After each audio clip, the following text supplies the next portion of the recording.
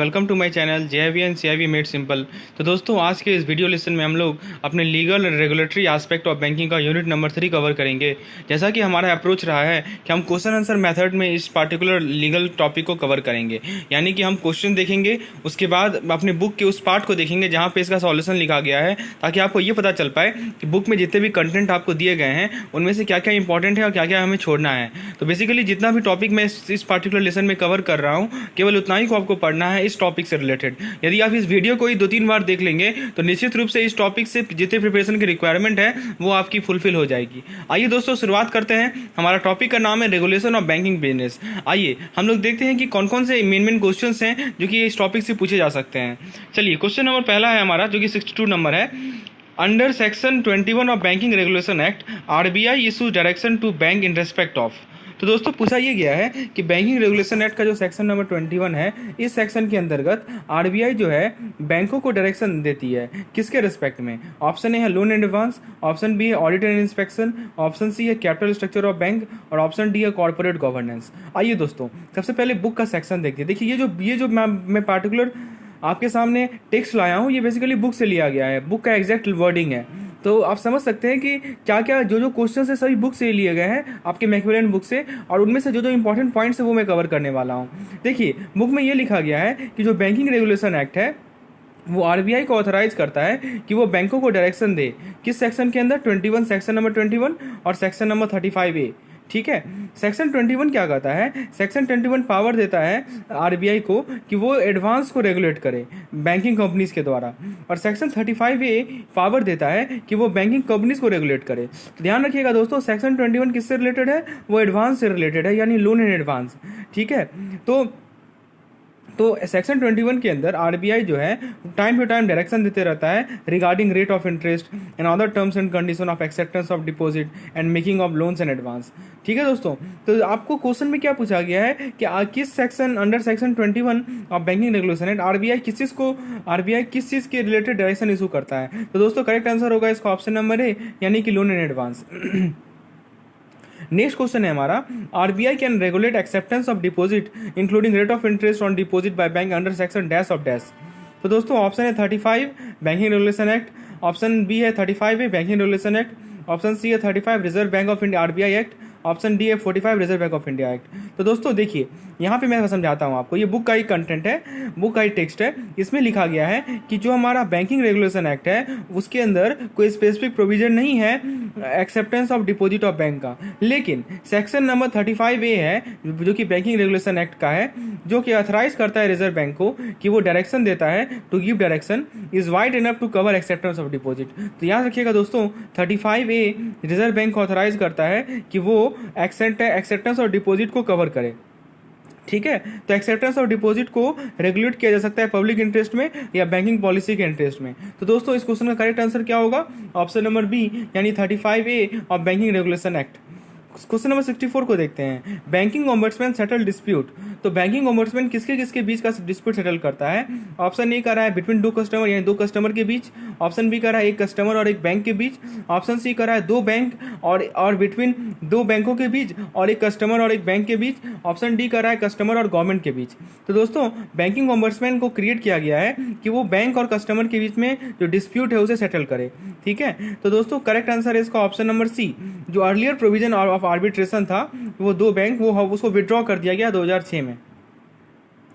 Question number 65 है, RBI can issue direction to bank on loan and advance. तो दोस्तों, RBI तो obvious सी बात है, वो डायरेक्शन इशू करती है किससे? बैंक को इशू करती है किससे रिगार्डिंग? लोन एंड एडवांस के रिगार्डिंग। तो दोस्तों, किसके इंटरेस्ट में? गवर्नमेंट के इंटरेस्ट में, बोरोवर के इंटरेस्ट में, पब्लिक के इंटरेस्ट में, और ऑप्शन डी में कह रहा है borrower, government, public and bank सभी के इंटरेस्ट में।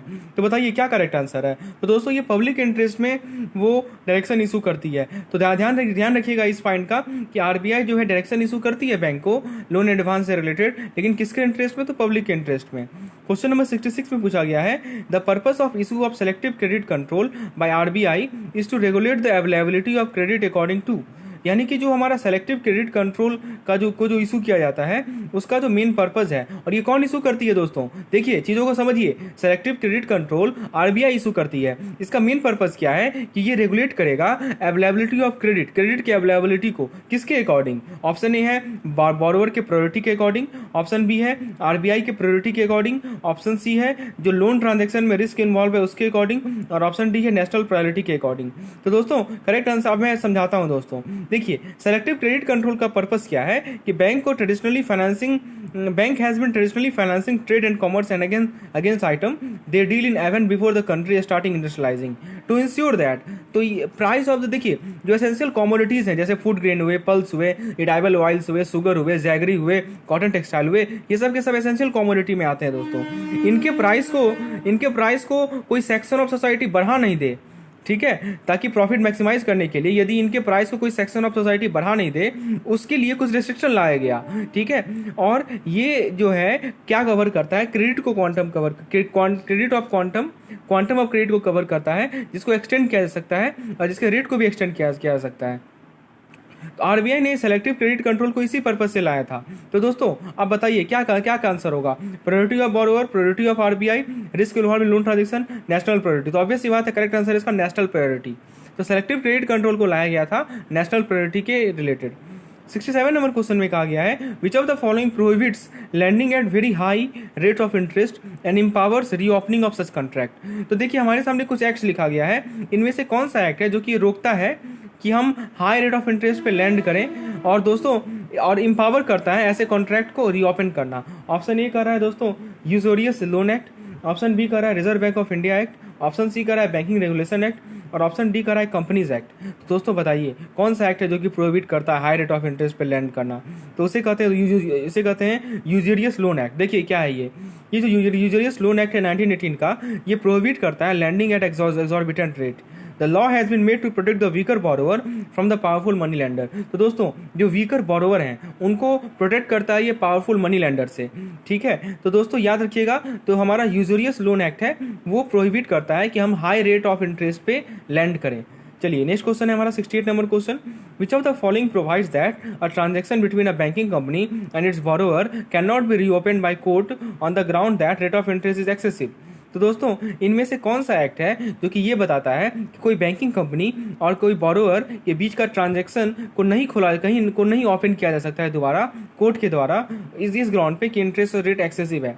ऑप्शन ए है section 12 usurious loan act, option B है section 46 reserve bank of India act, option C है section 21 A banking regulation act, option D है सेक्शन 21 बैंकिंग रेगुलेशन एक्ट। तो दोस्तों देखिए सेक्शन 21 ए जो है, ध्यान दीजिएगा, जो सेक्शन मैं बता रहा हूँ वो सब इंपॉर्टेंट है।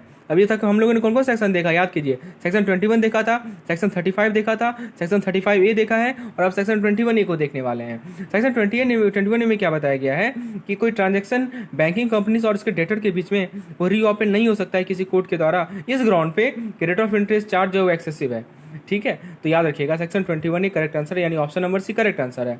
69 नंबर क्वेश्चन में कहा गया है इनमें से कौन सा मैच द फॉलोइंग करेक्ट नहीं है। ऑप्शन ए कर रहा है bank can lend any money of loan to the director, false. Obviously बात ये तो फॉल्स है ही। बी कर रहा है RBI issue direction on bank on loan and advance under section 35 A of banking regulation act, true.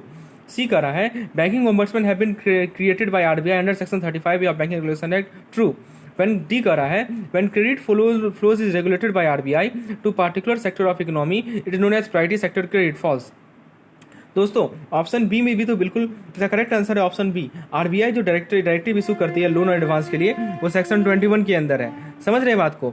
और जो हमारा ऑप्शन नंबर डी का है इसको प्रायोरिटी सेक्टर क्रेडिट करते हैं, बिल्कुल गलत, इसे सेलेक्टिव क्रेडिट कंट्रोल करते हैं। अभी हम लोगों ने देखा था जब आरबीआई क्रेडिट फ्लो को रेगुलेट करती है किसी पार्टिकुलर सेक्शन ऑफ इकोनॉमी के लिए, उसे कहते हैं हम लोग सेलेक्टिव क्रेडिट कंट्रोल, और इसका मेन पर्पस होता है नेशनल इकोनॉमी को प्रिवेंट करने के लिए, बचाने के लिए, ठीक है दोस्तों। चलिए नेशनल इंपॉर्टेंस इसलिए दिया जाता है। 17 नंबर क्वेश्चन में कहा गया है कि 35 ए सेक्शन जो है हमारा उसके अंदर जो डायरेक्शन दी गई है बैंकिंग रेगुलेशन एक्ट का 35 ए सेक्शन के अंदर जो डायरेक्शन दी गई है वो आरबीआई किसे इशू करती है। ए ऑप्शन है एक पार्टिकुलर बैंक को, बी ऑप्शन का है सभी बैंकों को यूनिफॉर्मली, सी ऑप्शन है एक पार्टिकुलर बैंक को या सभी बैंकों को यूनिफॉर्मली, और डी ऑप्शन में कह रहा है कि किसी पार्टिकुलर बैंक को नहीं लेकिन सभी बैंकों को। तो दोस्तों जो डायरेक्शन आरबीआई इशू करती है वो एक पार्टिकुलर बैंक को इशू करती है या जनरली सभी बैंकों को इशू करती है, इसीलिए करेक्ट आंसर होगा इसका ऑप्शन नंबर सी, ठीक है। चलिए आगे देखते हैं next question. Under section 26 of banking regulation, देखिए 26 भी जोड़ लीजिए। Section 26 of banking regulation act में दोस्तों आप एक काम कीजिएगा, आप एक सादा कागज उठाइए, उसमें आप क्या कीजिए, एक तरफ सेक्शन लिखिए और एक तरफ उसका क्या मीनिंग है वो लिखिए, ताकि आपका रिवीजन टाइम में काम आएगा दोस्तों। तो सेक्शन 21 लिखिए, 35A लिखिए, 21A लिखिए, 35A लिखिए, ठीक है। चलिए उसके अलावा सेक्शन 26 भी लिख लीजिए। तो बैंकिंग रेगुलेशन एक्ट का सेक्शन 26 में क्या कहा गया है कि बैंक को एक रिटर्न फाइल करना होता है आरबीआई, किससे से रिलेटेड, आखिर जो रिटर्न फाइल करती है वो किससे से रिलेटेड होता है। तो ऑप्शन ए का है अनक्लेम डिपॉजिट, ऑप्शन बी का है selective credit control advance, option C का है advance to sensitive sector of economy, और ऑप्शन डी का है position of high value bad loan. तो दोस्तों देखिए, ये जो हमारा रिटर्न ऑन अनक्लेम डिपॉजिट है, तो उस केस में बैंक को एक रिटर्न फाइल करना पड़ता है हर एक साल, किस चीज में, अनक्लेम डिपॉजिट के केस में। और ये किस सेक्शन के अंदर है, तो सेक्शन 26 के अंदर है। किस एक्ट का, तो बैंकिंग रेगुलेशन एक्ट का। तो रिटर्न को जो फाइल किया जाता है 30 दिन के अंदर फाइल किया जाता है प्रत्येक कैलेंडर ईयर में, ठीक है। और इसका फॉर्म और मैनर जो है वो आरबीआई प्रिस्क्राइब करती है 10 साल के लिए। चलिए दोस्तों 72 नंबर क्वेश्चन देखते हैं। Indian bank are required to transfer -% of their annual profit to reserve fund under banking regulation act. तो दोस्तों कहा गया है कि जो भारतीय बैंक है उनको ये रिक्वायरमेंट दी गई है कि वो कितना % अपने एनुअल प्रॉफिट का रिजर्व फंड में ट्रांसफर करेंगे बैंकिंग रेगुलेशन एक्ट के अंदर। ऑप्शन ए 25% यानी 25% वो ट्रांसफर करेंगे अपने एनुअल प्रॉफिट का रिजर्व फंड में, 20% ट्रांसफर करेंगे, 15% ट्रांसफर करेंगे और 10% ट्रांसफर करेंगे। तो दोस्तों याद रखिए, बैंकिंग कंपनीज को ट्रांसफर करना होता है रिजर्व फंड में 20% ऑफ देयर एनुअल प्रॉफिट।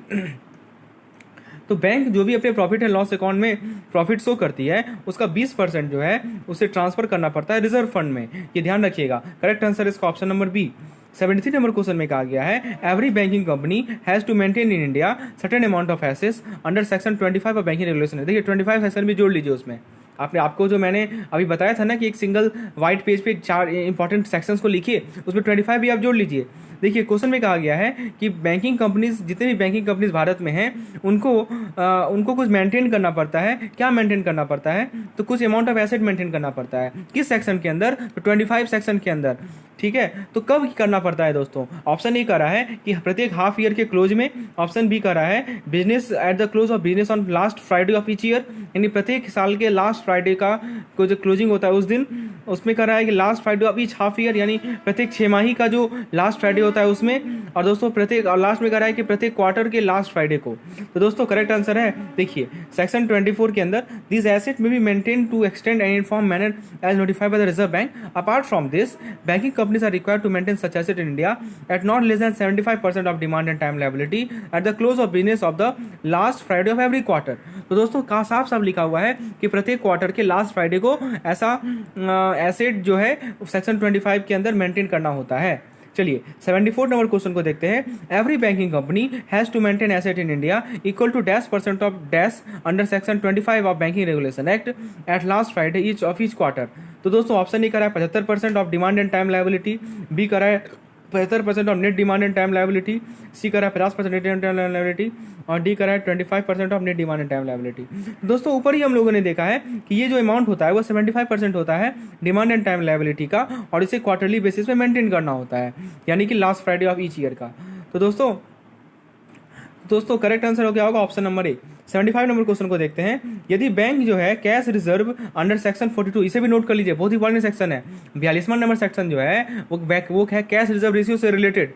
तो बैंक यदि मान लीजिए कैश रिजर्व मेंटेन करने में फेल हो गई, ठीक है, तो उसे पेनल इंटरेस्ट देना पड़ता है आरबीआई को। तो वो पहला दिन के लिए कितना इंटरेस्ट है, ऑप्शन ए कर रहा है बैंक रेट का, ऑप्शन बी कर रहा है bank rate plus 3%, option C कर रहा है बीपीएलआर यानी basic benchmark prime lending rate और ऑफ बैंक कंसर्न, और डी कर रहा है बैंक रेट प्लस 5%। तो दोस्तों देखिए पेनल्टीज के बारे में बताते हैं। जब बैलेंस जो कि शेड्यूल बैंक ने मेंटेन किया है वो स्टिपुलेटेड मिनिमम से नीचे रहता है, तो उस केस में बैंकों को पेनल इंटरेस्ट आरबीआई को देना होता है। तो फर्स्ट फोर्टनाइट है उस केस में यदि शॉर्टेज हो रहा है तो पेनल इंटरेस्ट होगा 3% एवं बैंक रेट, यानी बैंक रेट जो भी है उसे 3% ज्यादा। और दोस्तों यदि शॉर्टेज कंटिन्यू होते रहा अगले फोर्टनाइट में भी तो पेनल इंटरेस्ट बढ़ के 5% हो जाएगा एवं बैंक रेट, ठीक है। और तीसरे फोर्टनाइट में भी यदि परसिस्ट कर रहा है तो उस केस में अब डायरेक्टर के केस में आता है। तो दोस्तों इस क्वेश्चन में क्या कहा गया है, इस क्वेश्चन में ये कहा गया है कि आपसे पहले फर्स्ट डे, तो ऑब्वियसली बात है करेक्ट आंसर क्या होगा बैंक रेट प्लस 3%, ठीक है। क्वेश्चन नंबर 76 में कहा गया है which categories of bank maintain cash reserve ratio under section 18 of banking regulation. देखिए अब 18 सेक्शन को भी नोट कर लीजिए। तो 18 सेक्शन में किस कैटेगरी ऑफ बैंक को भी कैश रिजर्व रेशियो मेंटेन करना होता है? Option A nationalise bank, option B as banking company that not schedule bank, option C as schedule bank, option D cooperative bank. तो दोस्तों याद रखिए प्रत्येक बैंकिंग कंपनीज को जो कि शेड्यूल बैंक है उसे कुछ कैश रिजर्व मेंटेन करना होता है। ये किस सेक्शन के अंदर? तो 42 सेक्शन। ध्यान दीजिएगा दोस्तों 42 सेक्शन आरबीआई एक्ट का। अभी तक हम लोगों ने बीआर एक्ट पढ़ा है, लेकिन यहाँ पे 42वां सेक्शन आरबीआई एक्ट का है। इस चीज को नोट कर लीजिए, बहुत इंपॉर्टेंट है। यहाँ पे बार बार फंसते हैं लोग। सेक्शन 42 याद रखिए reserve bank of India act का है, और ये जो है ये बोलता है किसी भी शेड्यूल बैंक को कि उसे कैश रिजर्व मेंटेन करना है। मैं फिर से रिपीट कर रहा हूँ, सेक्शन 42 किसका? तो reserve bank of India act का। उसके अलावा यदि मान लीजिए कोई बैंक नॉन शेड्यूल है उसे भी कुछ कैश रिजर्व मेंटेन करना होता है, और ये किसके अकॉर्डिंग है? तो सेक्शन 18 के अकॉर्डिंग। और ये सेक्शन 18 किसका है? तो बैंकिंग रेगुलेशन एक्ट का है। अंतर समझिए, शेड्यूल बैंक के लिए जो सेक्शन है वो है सेक्शन 42, किसका है? तो आरबीआई एक्ट का। और नॉन शेड्यूल बैंक के लिए जो सेक्शन है वो है सेक्शन 18, किसका सेक्शन है? तो ये हमारा बैंकिंग रेगुलेशन एक्ट का सेक्शन है। तो दोस्तों अंतर दोनों में समझ में आ गया होगा, और इसे नोट कर लीजिए। तो देख सकते हैं आप इस पार्टिकुलर लेक्चर का कितना फायदा हो रहा है आपको, कि जो मेन पॉइंट्स है जिससे क्वेश्चन आ सकते हैं वो मैं कवर कर रहा हूँ इस पार्टिकुलर टॉपिक के थ्रू। चलिए नेक्स्ट क्वेश्चन देखते हैं, 77 number question. Liquid asset maintain by bank under section 24 of the banking regulation act are. तो दोस्तों जो लिक्विड एसेट बैंक मेंटेन करती है सेक्शन 24 बैंकिंग रेगुलेशन एक्ट का, वो कितना परसेंट होता है? उसके अंदर कैश रिजर्व इंक्लूसिव है या एक्सक्लूसिव है, ये पूछा गया है। तो दोस्तों ये हमारा लिक्विड एसिड एसएलआर होता है वो सीआरआर से अलग होता है, इसलिए एक्सक्लूसिव आंसर करेक्ट होगा। Option number B correct answer है। 78 नंबर क्वेश्चन में आते हैं। इसमें कहा गया है यदि कोई बैंक पेनल्टी पे करने में फेल कर जाए, ठीक है, कि जो कि आरबीआई ने इम्पोज किया है पेनल्टी, उसको पे नहीं कर पाए। किस चीज़ का पेनल्टी था? कि वो जो लिक्विड एसिड मेंटेन करना था वो मेंटेन नहीं कर रहा था, इसलिए पेनल्टी मिला था उसे, और सेक्शन 24 के अंदर। तो दोस्तों इट कैन बी रिकवर्ड। तो कैसे रिकवर्ड किया आरबीआई कर सकती है इसे? ऑप्शन ए है गवर्नमेंट से अपील करके, ऑप्शन बी कह रहा है कि एक सूट फाइल करेगा सिविल कोर्ट में, ऑप्शन सी कह रहा है कि एक सूट भी फाइल करेगा जो कि हाई कोर्ट में करेगा, सिविल कोर्ट से नहीं काम चलेगा, ऑप्शन डी में कह रहा है कि यदि कोई बैंकिंग कंपनी है तो उसको अपील करना पड़ेगा रजिस्ट्रार ऑफ कंपनी के साथ। तो दोस्तों याद रखिए यदि कोई बैंक जो है पेनल्टी इंपोज किया गया किसी डिफॉल्ट के लिए तो 14 डेज के अंदर पेमेंट करना है, लेकिन यदि बैंक फेल हो जाती है उसे करने में तो आरबीआई एक जो है प्रिंसिपल सिविल कोर्ट से एक पेनल्टी के लिए डायरेक्शन ले सकती है, और दोस्तों एक सिविल कोर्ट में एक सूट फाइल सूट कर सकती है दोस्तों। तो करेक्ट आंसर होगा इसका option number B. 79 number question देखते हैं। Which of the following bank has to maintain CRR under provision of law. किस तरह के बैंक को सीआरआर में मेंटेन करना है? ऑप्शन ए करा है schedule commercial bank only, option B करा है non schedule commercial bank only, C करा है किसी तरह का बैंक हो including primary cooperative bank, option D करा है schedule and non schedule commercial bank. तो दोस्तों कोई भी बैंकिंग कंपनीज हो चाहे शेड्यूल हो उसको सीआरआर मेंटेन करना होता है सेक्शन 42 आरबीआई एक्ट का, और नॉन शेड्यूल बैंक है तो उसे सेक्शन 18 बीआर एक्ट का। तो दोस्तों करेक्ट आंसर इसका option number D schedule and non schedule commercial bank. 80 number question आप देखिए, सेक्शन से रिलेटेड क्वेश्चन आ गया, अभी मैंने बताया आपको। तो दोस्तों कौन सा प्रॉपर्ली मैच नहीं है? Section 26 unclaim deposit, section 21 RBI authority to keep direction to bank on loan and advance, section 24 cash reserve का maintenance, section 17 creation of reserve fund by bank from profit. तो दोस्तों सेक्शन 24 जो banking regulation act है उसके अंदर क्या कहा गया है? Every banking company has to maintain a certain percent of asset in India under section 24। तो दोस्तों करेक्ट आंसर इसका होगा ऑप्शन नंबर सी। ठीक है, सेक्शन 24 वाला। 81 नंबर क्वेश्चन में हमारा for the purpose of section 42 of RBI which are the following not included. आप देखिए अभी मैंने बताया था कि जो सीआरआर एक्ट है सीआरआर है उसमें वो जो है अपना आरबीआई एक्ट का सेक्शन नंबर 42 के अंदर लिखा गया है। अब इनमें से कौन कौन सा चीज़ों को हम लोग इंक्लूड करते हैं अपने डिमांड एंड टाइम लायबिलिटी में? ऑप्शन ए है saving bank and current deposit, option B है capital and reserve, option C है term deposit up to 1 year, option D है बोरोइंग। तो दोस्तों याद रखिएगा करेक्ट आंसर है option number B. Capital and reserve जो है वो इक्विटी ऑफ बैंक का पार्ट होता है और उसे हम लोग डिमांड लायबिलिटी में नहीं लेते हैं। दोस्तों नॉट इंक्लूडेड लिखा हुआ है, ध्यान दीजिएगा कौन सा इंक्लूड नहीं करना है ये पूछा गया है। तो जो कैपिटल एंड रिजर्व होता है दोस्तों वो किसी बैंक का अपना इक्विटी का पार्ट होता है, उसे हम लोग डिमांड एंड टाइम लायबिलिटी में सीआरआर पर्पज के लिए नहीं लेते हैं as per section 42 of reserve bank of India. दोस्तों बहुत इंपॉर्टेंट क्वेश्चन है, आप जब सीआईबी की प्रिपरेशन करेंगे वहां भी ये चीज काम आएगा। इस चीज को ध्यान में रखिए कि जो कैपिटल एंड रिजर्व है किसी बैंक का वो हमारा उस बैंक का इक्विटी है, ठीक है, उसे हम लोग सीआरआर में जो डिमांड एंड टाइम लायबिलिटी होता है उसका पार्ट नहीं मानते हैं। 82 नंबर क्वेश्चन देखते हैं। Section 11(2) of banking regulation act में फॉरेन बैंक को रिक्वायरमेंट है कि वो dash 20% of their profit for each year in respect of their business conducted in India, maintain a reserve fund, maintain A special deposit, maintain A deposit with RBI, maintain additional cash reserve. तो foreign bank को क्या कहा गया है कि उसे RBI के साथ डिपॉजिट करना है और उस डिपॉजिट को मेंटेन करना है, जो कि 20% होना चाहिए प्रत्येक साल के प्रॉफिट का। 83 नंबर क्वेश्चन में कहा गया है कि जो आरबीआई जो डायरेक्शन इशू करती है बैंकों को section 35A of banking regulation act के अंदर, तो ऑप्शन ए कह रहा है कि वो केवल बैंक्स पे बाइंडिंग है, बी कह रहा है कि बैंक के लिए भी और पब्लिक के लिए भी है, सी कह रहा है कि बैंक के लिए बाइंडिंग नहीं है लेकिन एडवाइजरी नेचर होता है, और डी कह रहा है कि बैंक पे बाइंडिंग है यदि वो एक्सेप्टेंस दे दे सेम पे। तो दोस्तों याद रखिए, नेचर ऑफ डायरेक्शन में कहा गया है कि जो डायरेक्शन आरबीआई इशू करती है पावर से रिलेटेड, सेक्शन 21 एंड 35A ऑफ बीआर एक्ट, तो ये स्टेटूटरी है और वो बैंक पे बाइंडिंग है। तो दोस्तों करेक्ट आंसर होगा इसका option number A. 84 number question में कहा गया है कि यदि कोई ट्रांजैक्शन है बैंक का बोरोवर के साथ जो कि आरबीआई के गाइडलाइन को वायलेट करता है, तो the violation would invalidate the transaction. तो उस वायलेशन के कारण जो ट्रांजैक्शन है वो इनवैलिडेट हो जाएगा, बैंक को जो है वो प्रोसिक्यूट करेगी आरबीआई। सी में कह रहा है कि ट्रांजैक्शन ऑटोमेटिकली कैंसिल होगा, और डी में कह रहा है कि ऑल ऑफ द अबव। तो दोस्तों याद रखिए कि एग्जाम्पल के केस में आप BOI finance limited versus custodian का केस था, तो सुप्रीम कोर्ट का जजमेंट आया था कि वो जो ट्रांजैक्शन था वो आरबीआई के किसी सर्कुलर को जो है वो प्रोहिबिट कर रहा, तो आरबीआई ने प्रोहिबिट किया उस ट्रांजैक्शन को। तो दोस्तों the court found that the action by the bank violated the reserve bank of India, तो वो आरबीआई के इंस्ट्रक्शन को वायलेट कर रहा था, कोर्ट ने ऐसा पता लगाया और ये पता बोला कि जो वायलेशन है would not invalidate the contract with third party but to render the bank liable to prosecution. दोस्तों इनवैलिडेट नहीं करेगा लेकिन जो है उसे प्रोसिक्यूशन पे ला देगा। तो करेक्ट आंसर होगा ऑप्शन नंबर बी। ठीक है, चलिए नेक्स्ट क्वेश्चन देखते हैं। 85 number question, the liquid asset under section 24 of the banking regulation act can be maintain by bank in form of. अब दोस्तों ये पूछा गया है, अभी हम लोगों ने कैश रिजर्व सीआरआर देखा था, याद है? तो अब पूछा गया कि जो लिक्विड एसेट बैंक मेंटेन करती है सेक्शन 24 के अंदर वो किस किस फॉर्म में होगा। ऑप्शन ए है cash in hand and bank balance only, option B है cash in hand bank balance and investment in gold and approved security, option C है cash in hand bank balance and investment in gold only, option D है cash in hand investment in gold approved security. तो दोस्तों section 24 जो banking regulation act का है उसके अंदर जो एसएलआर, ध्यान दीजिए जब लिक्विड एसेट की मैं बात कर रहा हूँ, एसएलआर ऐसे स्टैट्यूटरी लिक्विडिटी रेशियो, तो दोस्तों एसएलआर को मेंटेन किया जाएगा कैश इन हैंड में, बैंक बैलेंस में और गोल्ड और अप्रूव सिक्योरिटी के इन्वेस्टमेंट में। 86 नंबर क्वेश्चन में कहा गया है कि जो बैंकिंग रेगुलेशन एक्ट है 2007 उसने सेक्शन 24(1)(2) को अमेंड किया था, तो उसके कारण क्या हुआ कि जो उसके कारण ये हुआ दोस्तों कि जो हमारा आरबीआई जो है एसएलआर का मैक्सिमम अमाउंट 40% फिक्स कर सकती है net demand and time liability का। 87 नंबर क्वेश्चन में कहा गया है कि जो आरबीआई ने पैरेलल इंटरेस्ट इंपोज किया है, ठीक है, इधर parallel interest RBI for default is maintain liquid asset, तो आरबीआई क्या वेव कर सकती है पैरेलल इंटरेस्ट को? तो जी हाँ, आरबीआई यदि सेटिस्फाइड है तो वो पैरेलल इंटरेस्ट को वेव कर सकती है। ठीक है, उसके बाद नेक्स्ट क्वेश्चन है which of the following does not match, इनमें से कौन सा मैचिंग नहीं है?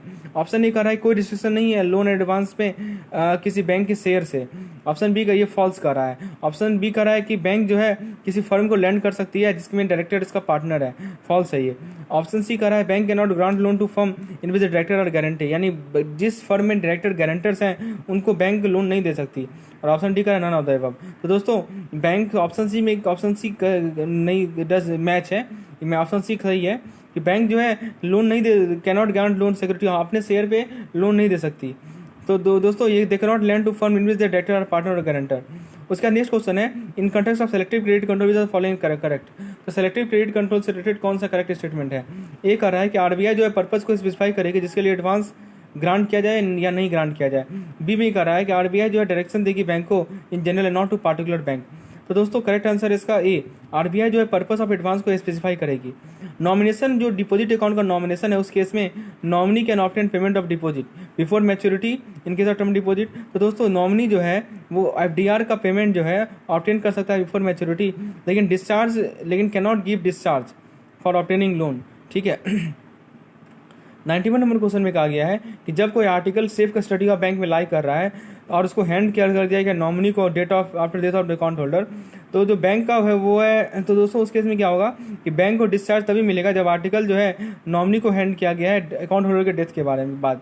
अब दोस्तों इसमें कहा गया कौन सा मैच नहीं है, तो डिपॉजिट अकाउंट के लिए section 45 JD banking regulation act का, सिर्फ कस्टडी ऑफ आर्टिकल अकाउंट के लिए section 45 JD of banking regulation act का, सिर्फ डिफॉल्ट वॉल्ट के लिए सेक्शन 45 जेड सी। तो इस सबको भी नोट कर लीजिए सेक्शन को।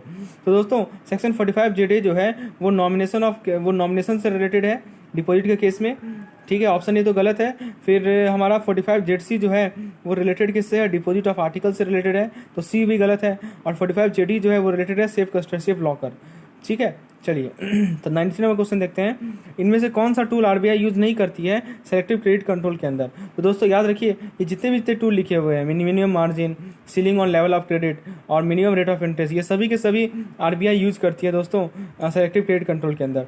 अब दोस्तों सेक्शन 20A जो है बैंकिंग रेगुलेशन एक्ट का, उसमें क्या कहा गया है, उसमें ये कहा गया है कि बैंक जो है लोन को राइट ऑफ नहीं कर सकती, ठीक है, जो कि उसने बैंक के डायरेक्टर को दिया है विदाउट आरबीआई के परमिशन के बना। ये सेक्शन 20A है। तो इस फैक्टर में यही है, सेक्शन अलग अलग लिए गए हैं, आपको उसका मीनिंग क्लियर होना चाहिए कौन सा सेक्शन क्या कर रहा है। नेक्स्ट क्वेश्चन है, इनमें से कौन सा रेट ऑफ इंटरेस्ट जो है एडवांस के लिए वो बैंक खुद फिक्स करती है। तो दोस्तों याद रखिएगा जो सीलिंग रेट है ceiling rate on loan to exporter, loan under DRI and ceiling rate on loan up to 2 lakh in priority sector, ठीक है। तो ये सभी के सभी आरबीआई खुद फिक्स करती है, लेकिन जो बीपीएलआर है वो बैंक फिक्स करती है। Section 25A(1) of banking regulation act में बैंक को जो है आरबीआई को सबमिट करना पड़ता है एक रिटर्न, किससे से रिलेटेड रिटर्न और कितने दिन के अंदर। तो दोस्तों याद रखिएगा 75% of demand and time liability का, और उसे जो है आरबीआई को सबमिट करना पड़ता है every quarter with in a month. यदि लास्ट फ्राइडे हॉलीडे है तो सेक्शन 25(1) के अंदर जो रिटर्न होता है वो कब सबमिट कर सकते हैं, तो लास्ट फ्राइडे यदि वो हॉलीडे है तो रिटर्न जो है प्रेसिडिंग वर्किंग डे के अंदर सबमिट किया जाएगा। नेक्स्ट क्वेश्चन है, आरबीआई जो है बैंक का इंस्पेक्शन कैरी करती है किस पावर के तहत। तो दोस्तों ये याद रखिएगा बैंक का इंस्पेक्शन सेक्शन 35 के अंदर बैंकिंग रेगुलेशन एक्ट के सेक्शन 35 के अंदर कैरी किया जाता है। 99 नंबर क्वेश्चन में कहा गया है कि यदि बैंक जो है एप्रोप्रिएशन रिजर्व फंड से करती है, जो कि सेक्शन 71(1) के अंदर क्रिएट किया गया है, तो वो जो है कितने दिन के अंदर रिपोर्ट करना होगा। यदि बैंक रिजर्व फंड से एप्रोप्रिएशन करती है वो बैंकिंग रेगुलेशन, तो इसको रिपोर्ट करना होगा आरबीआई को with in 21 days such appropriation. 100 number question, last number question है, जब कोई डिसीजन जब कोई डिसीजन लेती है और ऑम्बड्समैन लेता है जो कि कस्टमर ने फाइल किया है, तो दोस्तों as per Supreme Court judgment in Canara versus PNR Upadhyay, ombudsman is to take into account the RBI direction. तो दोस्तों ये था हमारा 40 क्वेश्चन का सेट, जो कि था हमारा unit number 3 banking regulation topic से। उम्मीद है दोस्तों आपको चीज़ें समझ में आई होंगी। एक लाइक जरूर कर दीजिएगा, चैनल को सब्सक्राइब कीजिए और मैक्सिमम से शेयर कीजिए, और लोग को जुड़िए हमारे चैनल के साथ, ताकि उनका भी वो भी चीज़ों को समझ पाए और उनका भी जेआईबी अच्छी तरीके से निकल पाए। धन्यवाद।